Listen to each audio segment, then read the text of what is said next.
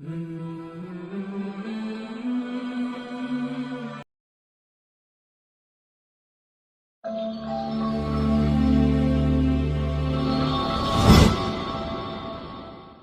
کچھ سیکھنے کو ملا ہے، خاص کر قرآن پاک کو کیسے پڑھنا ہے اور کیسے ترجمے کے ساتھ سمجھنا ہے، اللہ تعالیٰ ہمارے سے کہنا کیا چاہتا ہے، ہمارے دنیا میں آنے کا مقصد کیا ہے، ہر چیز سیکھی ہے اس کورس کی وجہ سے. کیونکہ یہاں پر درس قرآن کے ساتھ ساتھ سنت، جو اپنے آپ کو سنتوں سے کس طرح مزین کرنا ہے، اپنی زندگی کو کس طرح نبی کریم صلی اللہ علیہ وآلہ وسلم کے طریقے کے مطابق گزارنا ہے، اور سیرت کا درس، یہ سب کچھ ہے الحمدللہ.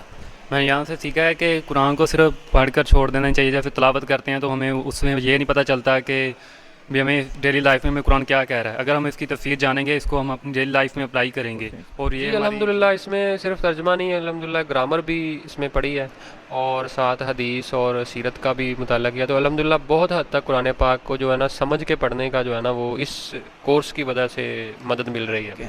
اس میں ایک تو بیسک عربی کا پتہ چلتا ہے، آپ کا تلفظ کسی حد تک ٹھیک ہوتا ہے، اور پھر ترجمے کے ساتھ ساتھ تفسیر میں جو مفتی صاحب بیان کرتے ہیں، پراپر ایک لیکچر ہے جو 1 گھنٹے کا لیکچر ہے، اس میں آپ کے کنسیپٹس بہت سارے کلیئر ہوتے ہیں کہ اللہ تعالیٰ آپ سے کیا کہہ رہا ہے اور ہمیں اس دنیا میں بھیجنے کا بیسک پرپز کیا ہے اس کا، جو ہم نے فلفل کرنا. وہ خاص طور پہ نوجوان جو ہماری نسل ہے وہ نیکی کی طرف آ سکتی ہے اس کورس کے ذریعے. ہاں بالکل، یہ سب سے بڑی کہہ لیں کوشش ہے اس ادارے کی.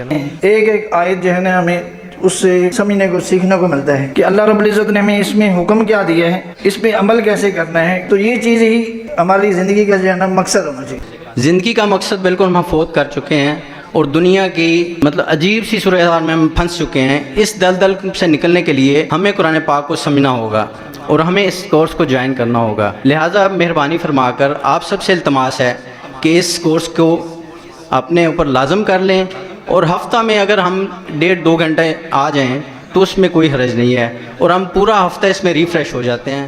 یقین